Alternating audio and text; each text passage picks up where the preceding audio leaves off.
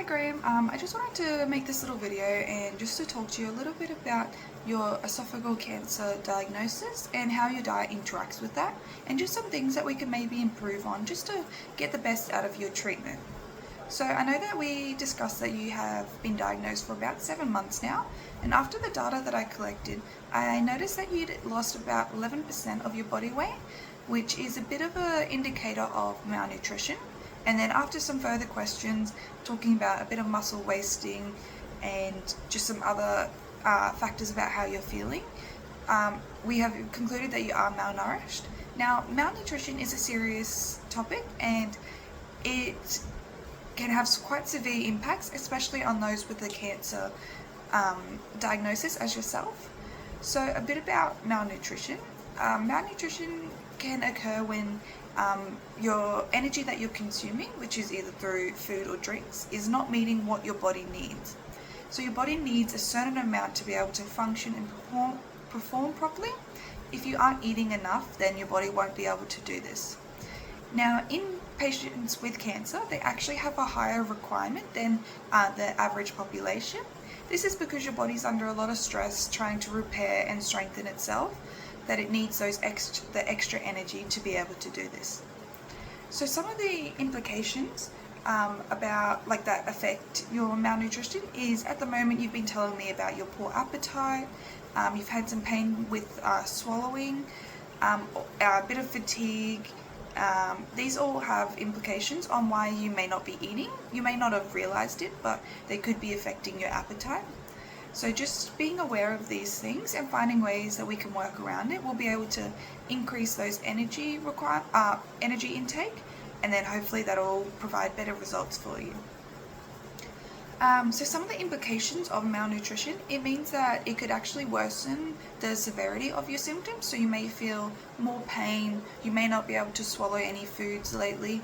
I know we've spoken and you've been on a texture modified diet.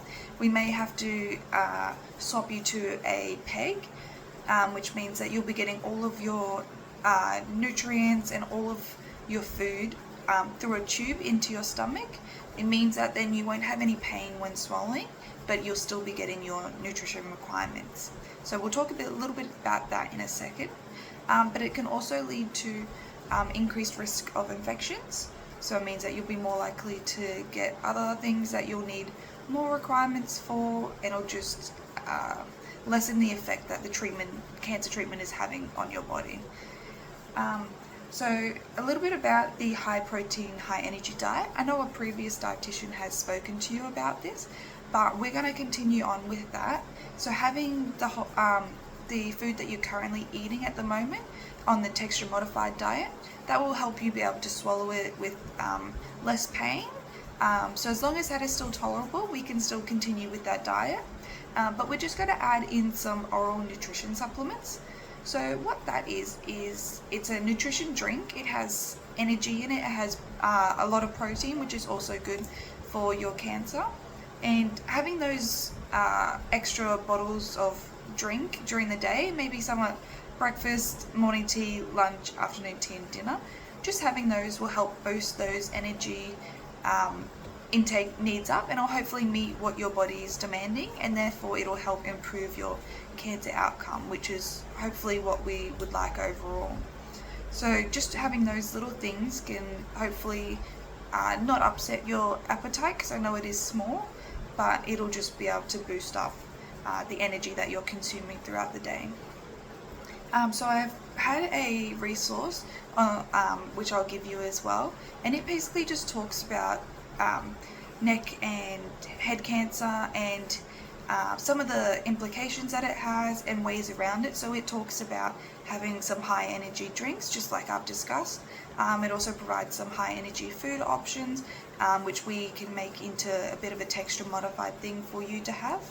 And then the other option I said was the PEG, which is a gastronomy tube into your stomach, and it provides all your dietary requirements straight into there without having to have any of the pain from swallowing, which if the severity does increase in the future, we may have to look into. But for now, just having those high protein, high energy foods to meet your body's demand will have a great impact on your cancer treatment. So just let me know if you have any questions, and then we can discuss and move forward as you go with your cancer treatment.